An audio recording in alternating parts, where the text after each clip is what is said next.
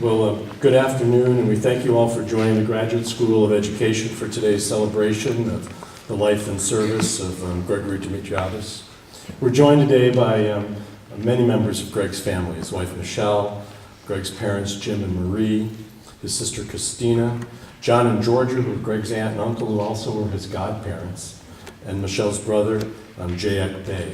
We thank you all for being here with us, and we thank you for sharing Greg with us. Obviously, your loss is our loss as well. Jane Kenyon was a New Hampshire poet laureate. She passed away in 1995. She'd grown up in the Midwest and moved to New England as a young adult, only to lose her life in her 40s. As we gather, let's begin with Kenyon's words from a poem she titled, "Let Evening Come." Let the light of the afternoon shine through the chinks in the barn, moving up the bales as the sun moves down. Let the crickets take up the chafing as a woman takes up her needles and her yarn. Let evening come. Let dew collect on the hoe abandoned in the long grass. Let the stars appear and the moon dissolve her silver horn. Let the fox go back to the sandy den. Let the wind die down. Let the shed go black inside. Let evening come. To the bottle in the ditch, to the scoop in the oats, to air in the lungs, let evening come. Let it come as it will, but don't be afraid.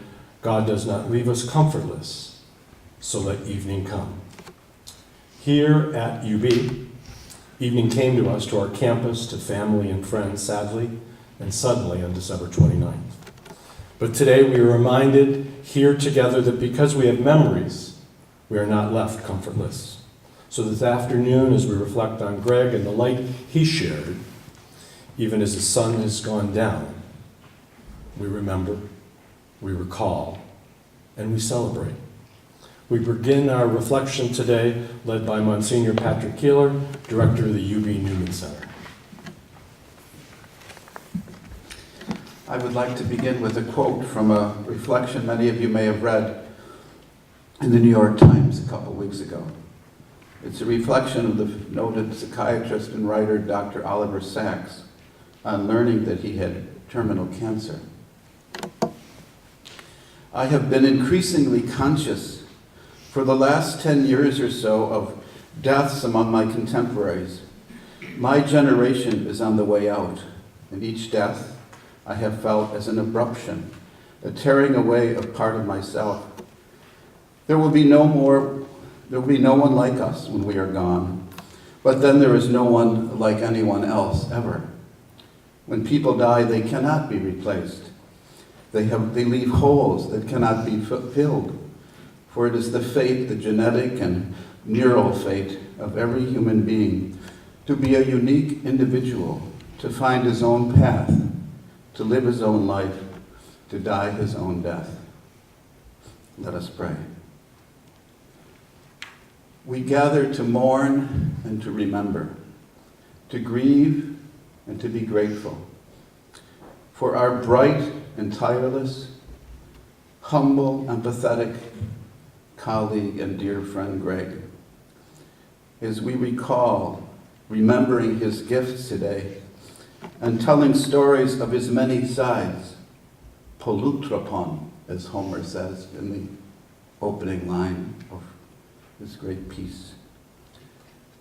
In our tears and smiles, we pray for his rest from his labors, his stories in our hearts, his example in all our work, and his enthusiasm for life in our own. Lord, make us attentive this day to all that we hear, that we may bear it forth in ourselves. Amen.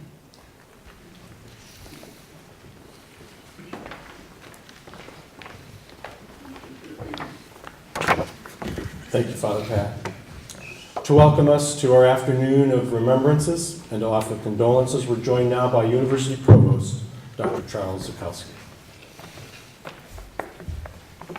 Good afternoon. Thank you for being here today to celebrate the life and legacy of Associate Dean and Professor Greg Dimitriadis.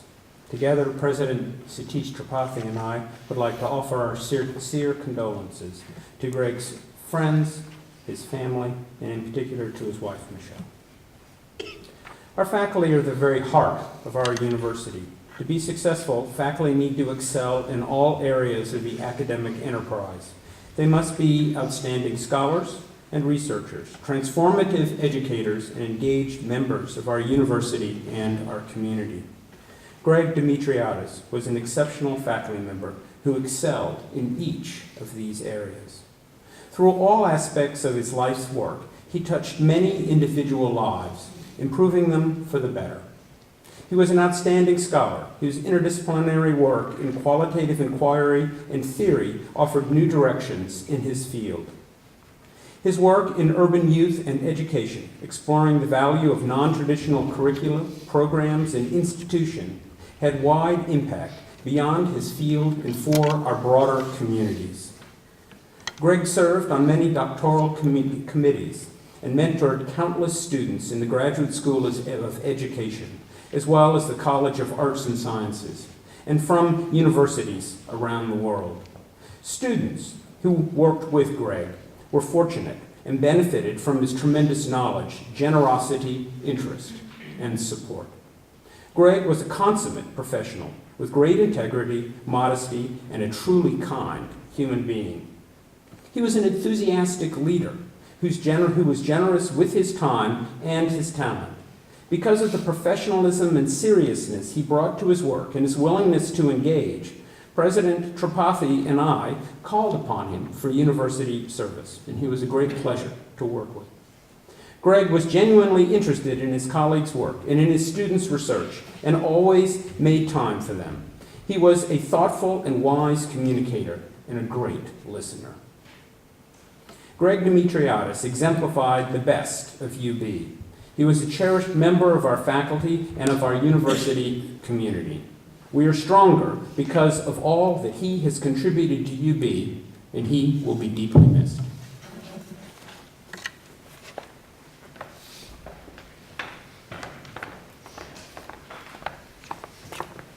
Thank you. This afternoon, we'll share a series of tributes and reflections of Greg, recalling him as a leader, a teacher, a mentor, remembering his gifts, his work, and his life. First, we'll be joined by Dean Jack Lee of the Graduate School of Education.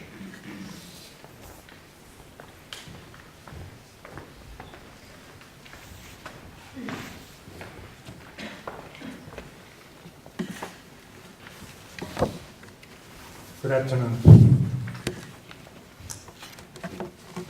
It is my honor to celebrate the life of Greg Dimitriadis with his family members and friends, Provost Jukoski and university leaders, GSE faculty, students, and alumni. I've known Greg for 12 and a half years, first as his faculty colleague and then his school dean. Greg has represented the best of us in GSE. We all remember his wisdom, passion, dedication to scholarship and teaching, professional integrity and diligence, caring for students and others, service across the university and the community. His life has been devoted to improving education and social justice. As a model faculty member, as well as a great human being, Greg has deeply influenced me during those years with him. Unforgettable time of my life. I appointed Greg as the GSE Associate Dean for Academic Affairs in 2013. So he became a closer partner than anyone else in my deanship journey. And this appointment was one of the best decisions that I have made for the benefit of school and university. Nevertheless, he sometimes asked me this humble question: Jack, am I doing all right? He set high standards for himself and strived for meeting and exceeding those standards. He was always proactive and responsive, taking on new responsibilities without hesitation. whether it was enjoyable work or hard jobs. Greg chaired the GSC Envisioning Committee, Superior Teaching and Learning, one of the Realize UB 2020 goals, and his group identified the GSC signature pedagogy, that is pedagogy of inquiry, engagement, and impact. And in fact, Greg himself realized this pedagogy through his professional life. He always inquired and always engaged and always made an impact. He had a great mind, great heart, and more importantly, great actions. Greg kept his promise all the time and stayed on top of everything. He would be as happy as other faculty member who gets an award through his nomination. He would be as anxious as other faculty colleagues who go through tenure and promotion review with his help. He sometimes knocked my office door and shouted to me, "Jack, we got a problem." Although Greg was very gentle and nice, he was not afraid of questioning and being critical for anything wrong or mediocre. For example, when he noticed any low teaching evaluation or poor research among junior faculty, he tried to mentor them for improvement. When he saw the departments or programs competing with each other for their parochial interest, he gave them a warning of tragedy of the commons. His wisdom may have come from his relentless reading of many diverse books and materials beyond his research area. Once I was just talking with him about the strategies, how to make the GSC a great school of education.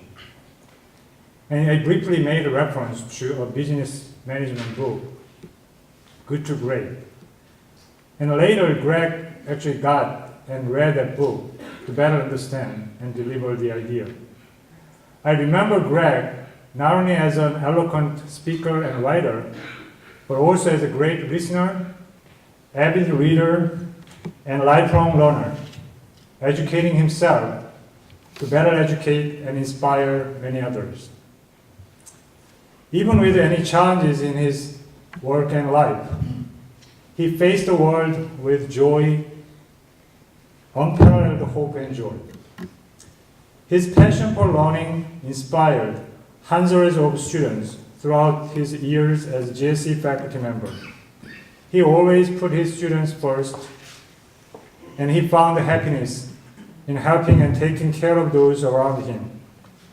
And because of the caring and inspirational faculty that he was, UB and GSC has become a better place, and Greg will be sorely missed. But greater than the sorrow from his death is the joy and hope that he spread in his life. Just as he guided each of his students through the graduate programs, his wisdom and love will continue to guide each one of his students throughout their lives. To quote the Dr. Martin Luther King Jr., an individual has not studied living until he can rise above the narrow confines of his individualistic concern to the broader concerns of all humanity. If I can, I would knock the heavenly door and shout to Greg, "Thank you, Greg, because you're always with us as a great friend, great colleague, great teacher, great administrator, or a great mentor at both happy and difficult times. Thank you, Greg, because you gave us so much hope and pride that will allow us to move forward in spite of unbearable sorrow. Thank you, Greg, because you are a star and you will continue to be a star. We no longer see you, but we know that you are always there for us. Thank you."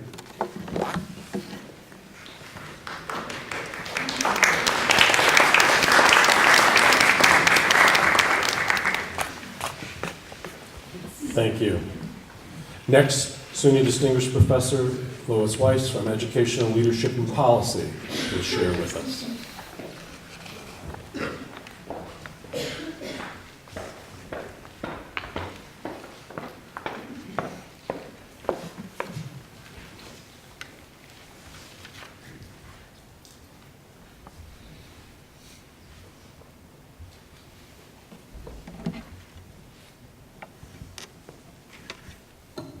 For Greg, my colleague and friend.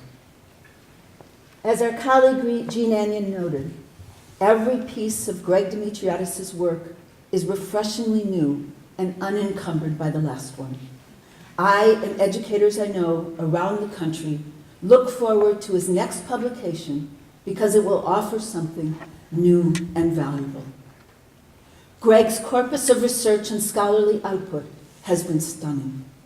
He's pried open new ways of thinking about urban education and policies regarding urban youth, non-traditional educational curricula and programs, and the complexities of qualitative inquiry, an extraordinarily popular mode of research that warrants the kind of detailed analysis that Greg's keen eye offers. His well-known edited series with Routledge, Critical Youth Studies, is similarly powerful. Set against the massive social, cultural, and material dislocations and upheavals of the late 20th to early 21st century, volumes in the series collectively interrogate the complex cultural dimensions of young people's everyday lives, drawing together the work of both well-known and emerging scholars. The series conceptualizes and articulates youth studies as a self-constituting, transdisciplinary area of inquiry, operating largely at the intersection of education, sociology, and media studies. Critical Youth Studies draws upon a range of methods and approaches, highlighting a broad swath of issues relevant to today's youth, a category that is externally constructed at one and the same time as youth across social class and race ethnicity construct themselves. This is Greg at his best. He was a deeply committed scholar who promoted the work of a wide range of individuals across theoretical perspective, an individual committed to working across boundaries that so often intellectually divide. Greg was deeply dedicated to the academy. Situated at the University of Buffalo, he devoted much of his time and intellectual energy to the work of this university, which he loved. Our colleagues and our students, as well as colleagues and students sitting in a range of institutions across the country. Greg worked hard to reconceptualize our PhD program and master's concentration in educational policy, culture, and society, a program that focuses on the role education, kindergarten through postgraduate study, plays in the larger society. A multidisciplinary program that employs the methods, theories, and empirical insights of the social sciences and humanities.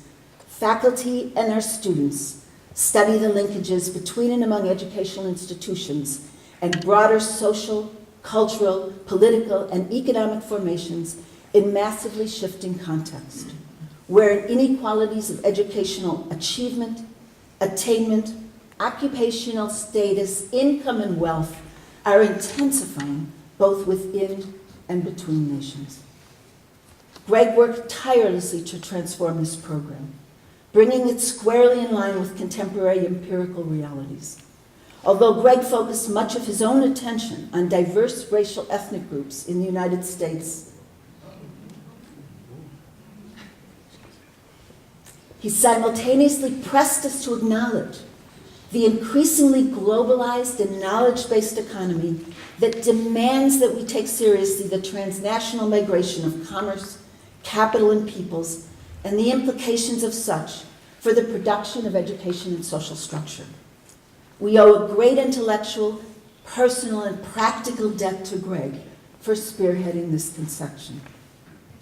Greg's own personal meteoric rise in the academy is far-reaching. He was promoted to full professor only 5 years after being granted tenure. As he sunk his teeth into a range of projects in a way that I've rarely seen, with passion, purpose, brilliance, and sheer hard work. He published over 10 books and more than 50 refereed articles, book chapters, invited pieces, generally sharing his experience with so many others along the way. Greg was most definitely the man I describe above. A committed scholar, mentor, teacher, and more recently administrator. Greg was also my very close colleague and my very close personal friend. We used to laugh uproariously at some of the things that we saw in the university. Nothing, of course, that anybody sitting in this room was involved in. As we knew that laughter was the only way sometimes that you could get through the day. And some of the things that happen around us, no matter what institution you're associated with, are really, truly ridiculous. And we would laugh. We shared AERA, which is our largest professional organization, edited a book together, wrote together, built a program, and talked constantly. All was peppered with laughter, as punctuated by sheer fun, as we moved through the university and the broader profession together as very good colleagues and very good friends. Conversations would begin, you won't believe this, but, and again, it has nothing to do with anybody in this room, and often end in tears of laughter, as it was our way of living and moving through the university and our broader professional community. I know his mentors well, and we continue to comprise a community that will stand the test of time, and he will always be remembered. Men and women of varied ages, national background, and institutional location, whether in the US or elsewhere, we collectively encapsulate, with Greg at our side always, so much that the university sector holds dear, reflective of our deep commitment to both good, disciplinary-based scholarship and to broadening opportunities for the historically disenfranchised, whether in the United States or elsewhere. We were also committed to having a very good time while doing it, and savored chances to bring members of our international community together, and Greg was always a key point of this community. The best of the best, Greg's wealth of sheer smarts, kindness, and dedication, his spirit and internalized depth to those who lack privilege, as well as his ability to comprehend the lived realities and associated contradictions of those with privilege, are incredibly rare. He was an integral part of our wide-ranging critical community globally, and we will miss his respect across intellectual difference and dedication to our collective work. He made our work not only feel important, but at times, just plain fun. For Michelle, his wife, to Marie and Jim, his parents, to Christina, his sister, to his brother-in-law, to aunts, uncles, and cousins, thank you so much for sharing your beloved Greg with us. I will forever be saddened by his early departure, and simultaneously forever grateful that you were all so kind as to share him with us. It's fitting to conclude with a set of excerpted lines from Ithaca, Constantine Cavafy's very well-known poem. Born of Greek parentage in Alexandria, Egypt, his lines evoke both promise and a life so well lived. Apologies to those who know the poem, as I've lifted lines and I've taken them out of the whole. As you set out for Ithaca, hope the voyage is a long one, full of adventure and full of discovery. May there be many a summer morning when, with what pleasure, what joy, you come into harbors seen for the first time. May you shop at Phoenician trading stations to buy fine things, mother of pearl and coral, amber and ebony, sensual perfume of every kind, as many sensual perfumes as you can. And may you visit many Egyptian cities to gather stores of knowledge from their scholars. Keep Ithaca always in your mind, arriving there is what you are destined for. And in the end, Ithaca gave you the marvelous journey. Without her, you never would have set out. She has nothing left to give you now. And if you find her poor, Ithaca won't have fooled you. Wise as you will have become, so full of experience, you will have understood by then what these Ithacas mean. So long, my good friend. Ithaca paved your way, and from the bottom of my heart, I thank you for everything.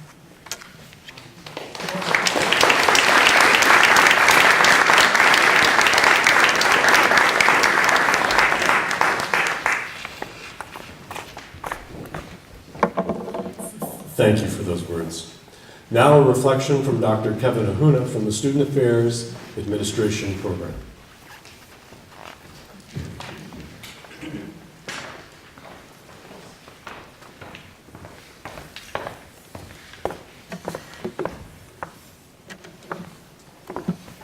Greg was my faculty advisor through the many years I was a doctoral student. We good here, Bill? There we go, thank you. Sorry. Greg was my faculty advisor through the many years I was a doctoral student here at UB. Most recently, he was a professional colleague with an office a few doors down from mine on the 4th floor of Aldi. I'm really honored to be here, representing the many UB students Greg influenced as a faculty advisor, a scholar, a mentor, and a friend. I distinctly remember the first time I met Greg. It was an evening class, the fall of 1999. Greg's first year as a UB faculty member, and my first time back in the classroom after a long absence. I wasn't supposed to meet him that night. I had met with a different professor that summer to take his course, but it was canceled at the last minute, so I sort of scrambled to get into Greg's class. I showed up that night, and the class was packed. It was just full. I thought, oh no. It made sense though because the class was fully enrolled, and technically it was full. Greg was wearing a maroon blazer with jeans. Those of you that recognize that, right? And he looked youthful enough to be an undergraduate, to be honest. But I was nervous, and I kind of awkwardly introduced myself and told him why I was there, and I asked him if I could take his course. And as typical Greg, he made me feel welcome. He said no problem, and he'll take care of the administrative responsibilities required to get me into the course, which he later did. That night, Greg reviewed the syllabus and introduced some of the key concepts that would be framing our semester-long conversation and inquiry. As I sat there, I remember a couple of things, and I'm not necessarily proud of this, but I remember a couple of things by way of first impressions. One, he talked really fast.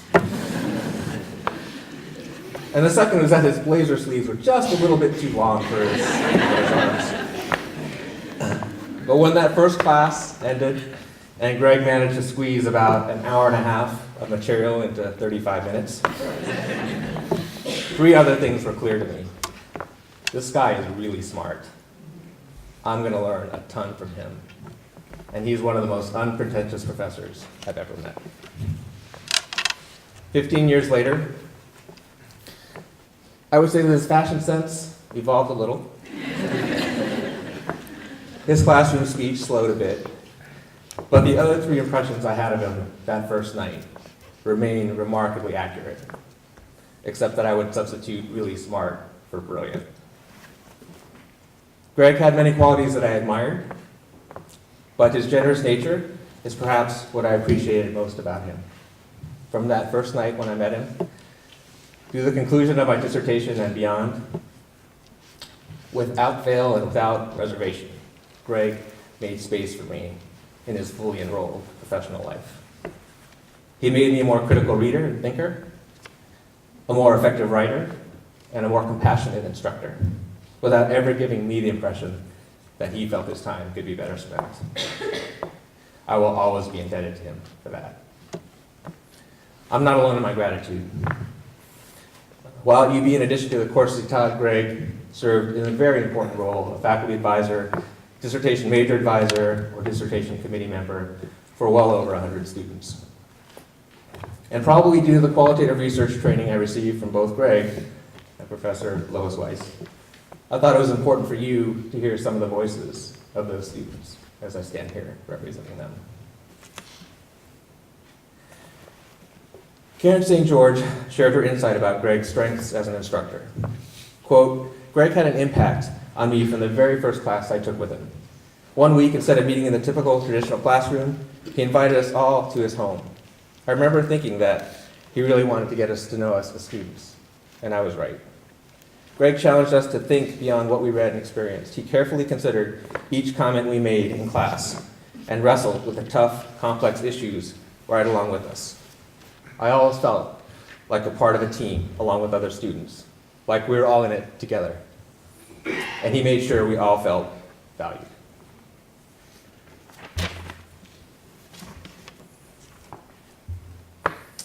Darren O'Hearn discusses Greg's lasting impact on him as a writer and instructor. Quote, I took a leave of absence after 2 semesters in the program. I wasn't sure it was the direction I wanted to go. After I rejoined the program, one of the classes I took was Greg's Writing is Inquiry. The materials we used for the class were unremarkable, but his ability to stoke our rethinking of our approach to writing made the class one of the most important things I've ever done at UP. And he told us something that I have reused countless times when working with undergraduates and graduate students alike. And this is a quote from Greg. Quote, you'll never know what you think until you read what you write. End quote. Thank you. This advice is so very simple, but it strikes at the heart of what Greg, in my mind, was a provocative thinker whose lasting work epitomizes the reflexivity of writing. Maureen McCarthy's history with Greg highlights so many of his admired qualities. I first met Greg as a student at Buffalo State. I was coordinating my master's defense in art education, and my advisor suggested asking the renowned Greg Dimitriadis from UB to consider serving on my committee. Despite my anxieties, he warmly and simply responded to my request, quote, be happy to. Just run some dates past me. Thanks, comma, G, end quote. So typical. Every week I look forward to a class with Greg. He introduced me to new voices and provided broader context for the work I was doing on Buffalo's West Side. Willis, Weiss, Apple, Anion, and Fine, to name a few. Whether he was relating the reading material to KRS-One or analyzing the stratification of education vis-a-vis popular culture, Greg's energy and humble brilliance will remain unforgettable to many. By spring, I was taking 2 classes. Accepted into the Educational Culture and Policy program, I was looking forward to more classes and dissertation work with Greg. Like many of his students and colleagues, I still cannot entirely fathom walking through the halls of Baldy without knowing he was there, in his office, in our intellectual development, and in our future. Finally, Michelle Cupper captures Greg's commitment to his profession and his students. Quote, although I would not have guessed it when I first met him, he was so unassuming and humble. Greg was truly an important voice in social theory and urban education. He was so facile with social theory, batting about ideas as if we all knew what we were talking about. I didn't, but that's how I learned. He said reading the literature was intimidating, but we had to keep in mind that we were entering a conversation already in progress. It would take some time to catch up, but soon enough, we would be able to join in. He taught me that when we wrote, we were in a dialogue with the theorists, and it was up to us to figure out which conversations we wanted to move forward. I'll remember his bouncy walk down the halls of Baldy, deep in thought, earphones in, taking writing breaks. He told me once he had the best job in the world. I don't remember what I said back. I wish I told him how good he was at it. I hope he knew. I want to conclude by thanking, as Dr. Weiss did, Greg's wife, Michelle, and his wonderful family for sharing him with us. He was an incredibly giving, humble, and gracious person. A feat that's really incredible considering how respected he was and how universally admired. His legacy is greater than the proverbial ripples from the stone on a pond. Although his modesty would prevent him from seeing it, his impact on us will never dissipate.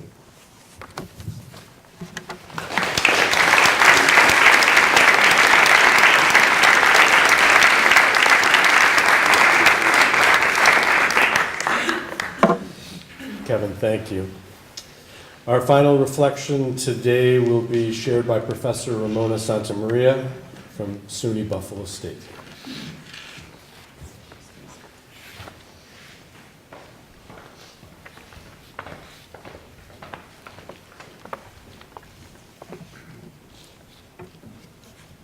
Good afternoon. Good afternoon. Again, my name's Ramona. I knew Greg as a caring professor, an encouraging dissertation advisor, but more importantly, I always saw him as someone whom with I could trust and confide in. He was my friend. We're here today because in some way Greg Dimitriadis touched our lives. When you hear the name Greg Dimitriadis, we mostly think of him as a great teacher and academic scholar. We think of all of his accomplishments, X number of books, X number of articles, award for this, award for that. And it's really remarkable, if you think of it, that he was the youngest faculty member in UB history to be promoted to full professor after 5 years. He really led a wonderful life, very devoted to the academy. However, what you may not know about Greg, what really made him important, even remarkable, was his kindness and empathy for humanity.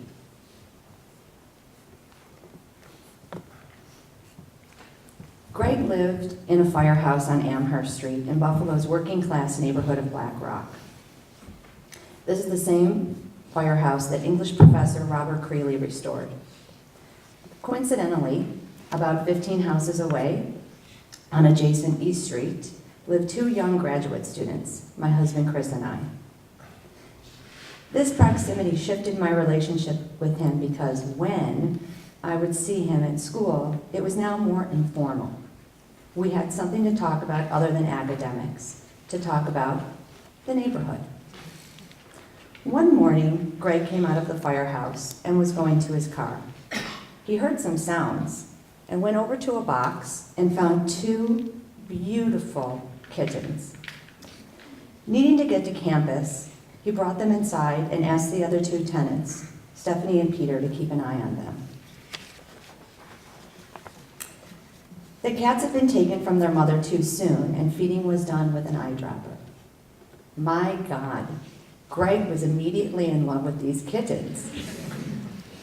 Along with the other tenants, they took turns feeding and playing and caring for them.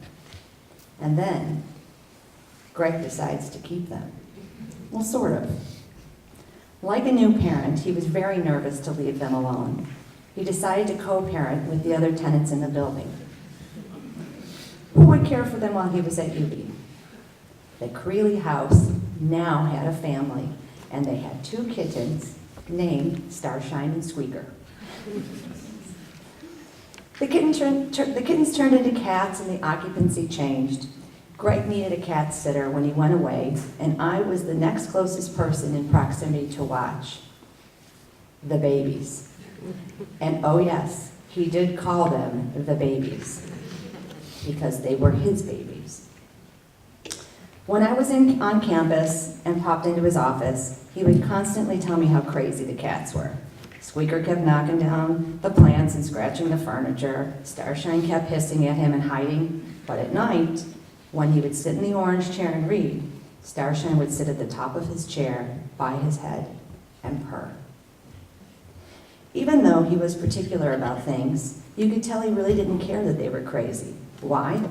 Because he loved them, and he was in love with them. Paying for graduate school out of pocket, my husband and I were always short on money.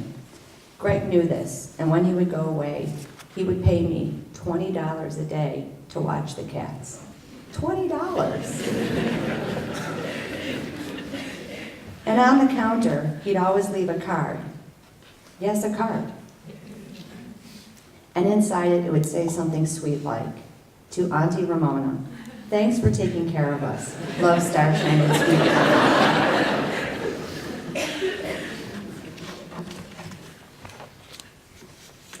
And still, there were other times that he was in town and I needed a quiet space to write. And he offered to schedule times that I could go over to his apartment and work on my dissertation. Now, this might seem strange to be so open with your advisee, but he was empathetic to what I needed to get finished, and he gave me an opportunity to be successful. If we went away, Greg would watch our cats. We'd leave him $10 or $20. But of course, he would write a little note back and say, thanks, but no thanks. In September 2003, I was diagnosed with a cancerous brain tumor. By watching the cats, I had gotten closer to Greg. Other than family, he was my first person that I called at 6 a.m. I didn't hesitate to call my academic advisor so early in the morning because I knew he would be compassionate, and he was. That morning, I was more concerned with finishing school than the diagnosis, but he told me not to worry and focus on getting well. Knowing that he was in my corner, I took that year off and recovered from cancer. However, at the same time, my father was pretty ill and passed in early 2005 at age 51. You can imagine my struggle that year, but Greg was with me the entire way, consistently checking in on me, asking me, his academic advisee, what he could do to help me. Although I thought I was keeping it together that year, I wasn't, and he saw that. After class one day, we went to his office and he said, Ramona, as your advisor, I'm suggesting, no, I'm insisting that you take an incomplete with this course and give yourself a break. I did, and his compassion made all the difference. Others asked if I would include their testaments in today's speech. A few of the memories from the tenants at the Creeley Firehouse. 1. An avid runner, I remember Greg running through the working class neighborhood of Black Rock and waving to people as they sat on their porch. There was something about him. The residents would give him a bigger smile or an overt wave. 2. Greg also respected the working man. He was the person who, when Charity came to the house to pick up old furniture, he would slip over to the employees and give them $20 for their efforts and say, go have breakfast on me. Before I get on to the next part, which is some excerpts from his advisees and his students, I was hoping that if you were a student of Greg's, if you could raise your hand. I'm going to ask Michelle and his family to keep your hands up so they can see how many students came today.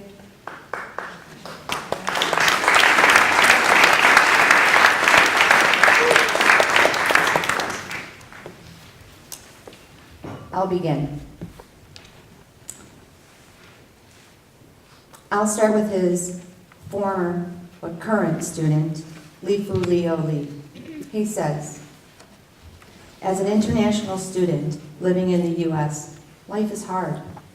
Every time I feel frustrated and cannot see the way, Greg is there, bright and warm, leading me along the way. He was the light of my life. Dr. Carey Fry says, he went out of his way to bring opportunities to his students. When I was a student, he wrote a grant which funded graduate students' attendance to a conference to present a paper. It was wonderful to have support and encouragement to present in conferences. Greg also involved me in editing one of his books and went out of his way to help me with a job search when I was close to graduation. And I did get a job. Dr. Melissa Smythe. I recall right after I defended my dissertation, he said, quote, here's your signed M form. You're done, Dr. Smythe, and I just friended you on Facebook.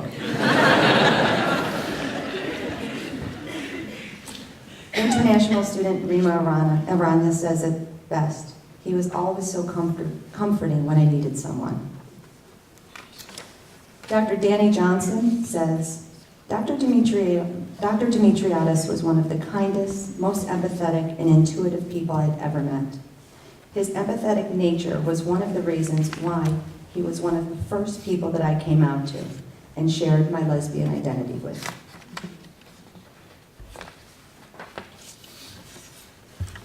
When you hear these stories, you may think that he was more than a professor. You think, what a sweetheart. However, where you really saw his gushy side was with his wife, Michelle. You could tell by the way he talked about her and looked at her that Greg saw Michelle as the most beautiful soul he'd ever met. Here's the last story I'd like to share. I would often see Greg and Michelle working together at Spot Coffee. I recall one time where I caught a moment. I saw the depth of his love for her. One night at the coffee shop, they were both focused, diligently working at a table. As I got up to get more coffee, I looked their way for a moment. Greg broke his focus and looked at Michelle, and you could see the love in his eyes as he watched her work and gave her a tender, loving smile. I encourage you to look at Greg's Facebook page so you can see this smile in their wedding photos. It's there. In their time together, he cared for and took care of Michelle in the same way that he doted on those kittens, with care and respect. However, she was more to him because she was his beloved wife, and, as he called her, his Korean princess. Thank you for letting me share these stories with you. I hope this shows what an emotional, compassionate, but tender and sensitive heart Greg had. And a bit of his goodness lives on with all of us, in all of us. Let us leave today and try this week to do one good deed in Greg's honor. Thank you.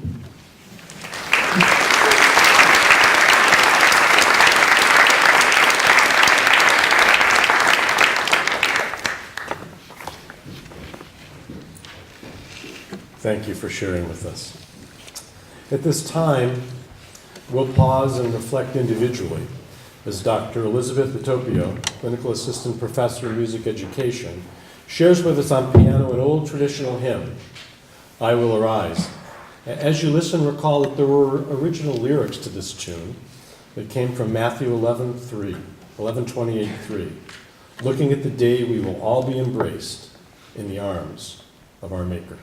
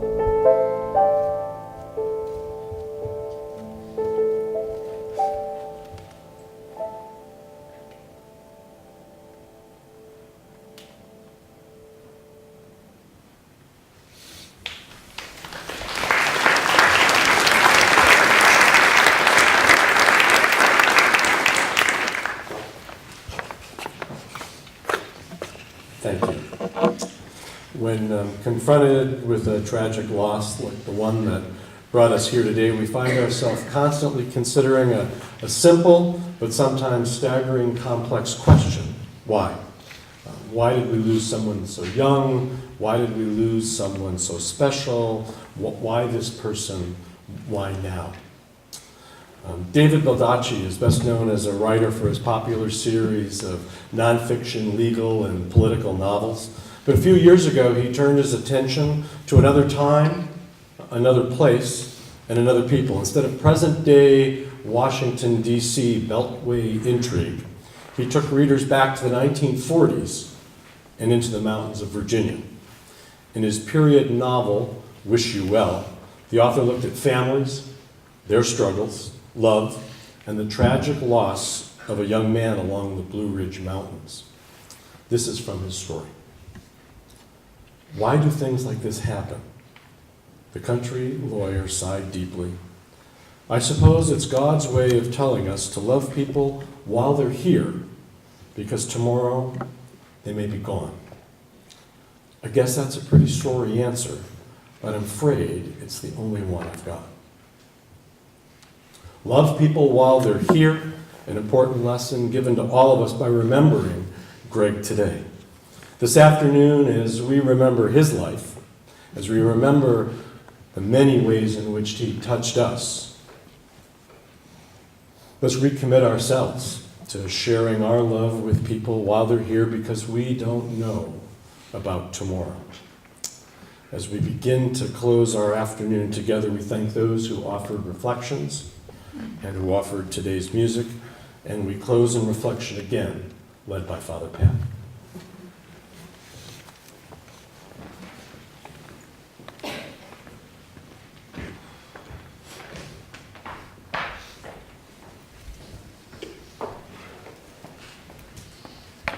Thank you, Dennis. In preparation for today, I checked the obituary and I checked the parish in which Greg's funeral took place in Bethlehem, Pennsylvania. And as I opened up the page, I saw the bulletin, and the first thing it said on the front was, Ego ime I anastasis ke I zoe. I am the resurrection and the life. And that was the first thing right and I thought this from the Gospel of John, if some of you might be familiar with, and I thought it was just sort of special. I choose the prayer, the closing prayer, the opening part of it from the Trisagion, the Greek Orthodox prayers for the dead.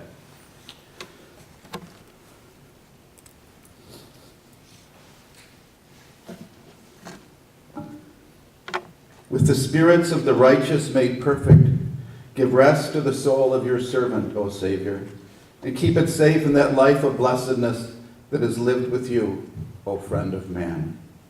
In the place of your rest, O Lord, where all your saints repose, give rest also to the soul of your servant, for you alone are immortal. O God of all spirits and of every flesh, bestowing life on this your world to the soul of your servant Greg, departed this life, do you yourself, O Lord, give rest in a place of light, in a place of green pasture, in a place of refreshment, from where pain and sorrow and mourning have fled away. Everlasting be your memory, O our brother, who are worthy of blessedness and eternal memory. Holy God, holy mighty, holy immortal, have mercy on us. And for the blessing, I would just add to all of those wonderful suggestions that we take some of this away from our life and today in our behavior and our memory, but the blessing is just what I said at the beginning. We pray for his rest from his labors, his stories in our hearts, his example in our work, his enthusiasm for life in our own. Make us attentive to all we have heard this day, to all we have heard, that we may bear it forth ourselves. May that be our blessing. Amen.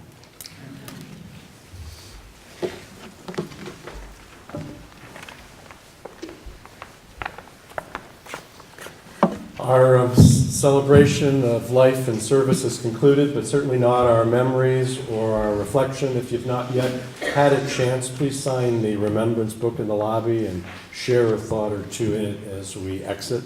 We now invite all of you to join Michelle and family in the lobby for a brief reception. We thank you all for joining us, and we thank you for remembering Greg.